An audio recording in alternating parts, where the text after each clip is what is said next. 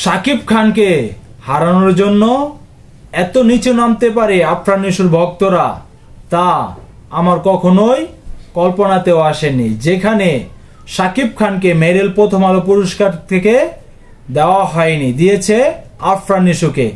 কিন্তু সেখানে কালকে থেকেই যখন তুমুল আলোচনা চলছে যে মেগাস্টার শাকিব খানের এটি প্রাপ্ত ছিল, এমনকি জনপ্রিয়তার দিক থেকে সবচেয়ে বেশি এগিয়ে ছিলেন মেগাস্টার শাকিব খান।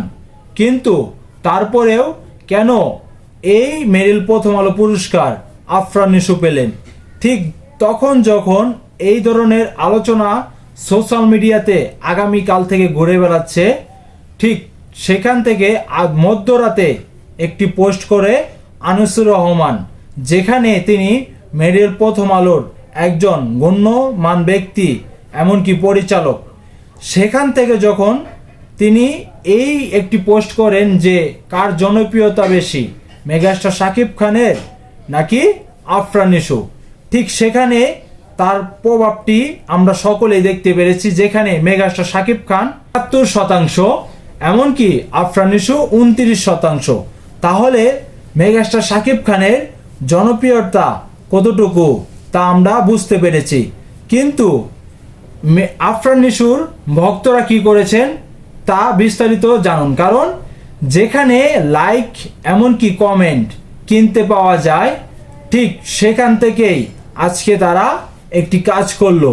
তারা এই লাইক কমেন্ট কিনে তারপরে আফরান নিশোকে ভোট দিচ্ছেন, এমনকি তার উপরে লাইক দিচ্ছেন। এটি আসলে কোন ধরনের পাগলামি, এমনকি কোন ধরনের ব্যাকমে বলা যায় এক ধরনের। কারণ এই ধরনের পাগলামি করে তো জনপ্রিয়তা অর্জন করা যাবে না।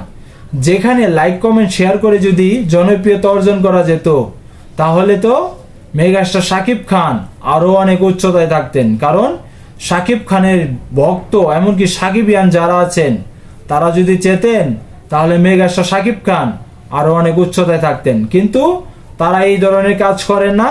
তারা শুধু যতটুকু সাকিবিয়ান আছে, এমনকি শাকিব খানের ভক্ত আছে, ঠিক তাদের লাইক কমেন্টই শেয়ার করেন। কিন্তু এই ধরনের মন্তব্য নিয়ে এখন সোশ্যাল মিডিয়াতে একটি ঝড় তৈরি হয়েছে। গাইস, আপনাদের মতামত কি অবশ্যই কমেন্ট বক্সে কমেন্ট করে জানাবেন। আর ভিডিওটি বেশি বেশি শেয়ার করে দিয়ে আমার পাশেই থাকবেন। ধন্যবাদ সবাইকে।